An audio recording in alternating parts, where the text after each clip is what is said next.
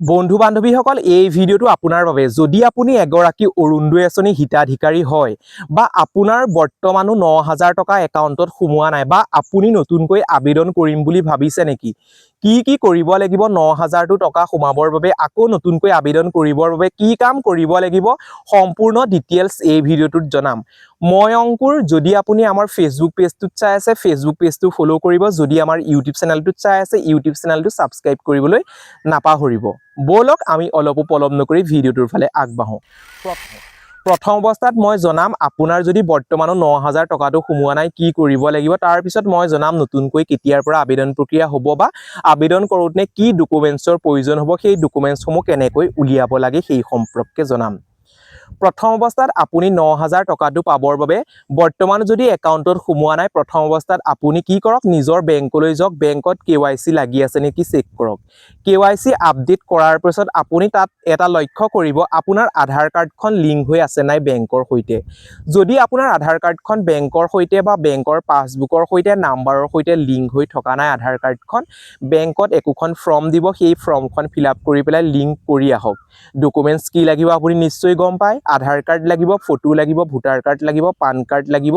এইখিনি নিজৰ প্ৰয়োজনীয় ডকুমেন্টছসমূহ পাছবুকখন লৈ যাব সেইখিনি কৰাৰ পিছত ফৰ্মখন ফিলআপ কৰি একোটা সাইন কৰিব লাগিব তাত জমা দিব জমা দিয়াৰ পাছত আপোনাৰ টকাটো হয়তো সোমাই যাব যদি এইখিনি কৰাৰ পাছতো আপোনাৰ একাউণ্টত টকাখিনি নোসোমায় তেন্তে আপুনি একোটা কাম কৰিব আপোনাৰ নিজৰ ব্লকত এটা কি আছে অৰুণোদয় কেন্দ্ৰ আছে অৰুণোদয় কেন্দ্ৰত খবৰ কৰিব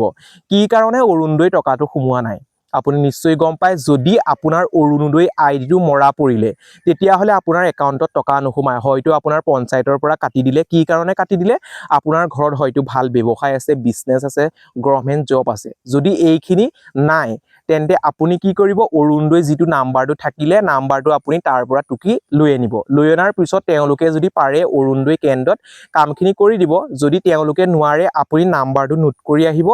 লৈ অহাৰ পাছত এটা কাম কৰিব কি কাম কৰিব আপোনালোকৰ নিজৰ ডিস্ট্ৰিক্টৰ DC অফিচলৈ একোখন এপ্লিকেশন লিখিব বা অৰুণোদয় আঁচনি মই হিতাধিকাৰী আছিলো বৰ্তমান টকা পাই আছিলো বা আমুক মাহৰ পৰা ৯,০০০ বা কিমান টকা আপুনি লাভ কৰা নাই সেই সম্পৰ্কে ডিটেইলছত দি দিব আপোনাৰ পঞ্চায়ত দি দিব নামটো দি দিব তাত এটা মেনশন কৰিব মই যে কৈছিলো অৰুণোদয় আইডিটো সেই অৰুণোদয় আইডিটো লৈ আহিব আৰু তাত লিখি দিব লিখি দিয়াৰ পাছত আপোনালোকৰ DC অফিচত চেক কৰিব চেক কৰাৰ পাছত আপুনি পুনৰ আকৌ অৰুণোদয় আঁচনিৰ সেই যি ৯,০০০ টকাটো যিখিনি পেন্ডিং হৈ আছে টকা সোমাবৰ বাবে সক্ষম হ'ব নিশ্চয় আপুনি বুজি পালে এতিয়া নেক্সট মই আপোনালোকক জনাম যদি আপুনি নতুনকৈ আকৌ অৰুণোদয় আঁচনি আবেদন কৰিম বুলি ভাবিছে সেই সম্পৰ্কে জানিবৰ বাবে এই কথাটো গুৰুত্বপূৰ্ণ প্ৰথম অৱস্থাত আপোনালোকক প্ৰয়োজন হ'ব কি প্ৰয়োজন হ'ব প্ৰথম অৱস্থাত আপোনালোকৰ প্ৰয়োজন হ'ব আপোনাৰ ৰেচন কাৰ্ড যদি আপুনি এগৰাকী ৰেচন কাৰ্ড হিতাধিকাৰী হয় তেন্তে নিশ্চয় আপুনি লাভ কৰিব যদি আপুনি ৰেচন কাৰ্ড হিতাধিকাৰী নহয় তেন্তে আপুনি ৰেচন কাৰ্ডখন পোনপ্ৰথমে উলিয়াই ল'ব কাৰ লগত যোগাযোগ কৰিব আপোনালোকৰ ওচৰৰ যিজন কণ্ট্ৰোলৰ দোকানী আছে সেই দোকানীৰ সৈতে যোগাযোগ কৰিব কি ডকুমেন্টছ লাগে তেওঁ সম্পূৰ্ণকৈ ডিটেইলছত ক'ব কোৱাৰ পিছতে আপুনি আকৌ ৰেচন কাৰ্ডখন উলোৱাৰ পিছত আপুনি অৰুণোদয়ৰ বাবে আবেদন কৰিব পাৰিব মই এই কাৰণে কৈছো যিহেতু আগন্তুক 4 তাৰিখে নিৰ্বাচনৰ ৰিজাল্ট দিব ৰিজাল্ট দিয়াৰ পাছতে যদি বিজেপি চৰকাৰ আকৌ পুনৰ অধীনলৈ আহে আপোনালোকক অৰুণোদয় আঁচনিৰ টকা দিব হিমন্ত বিশ্ব শৰ্মাই ঘোষণা কৰিছিল নিশ্চয় গম পায় প্ৰত্যেক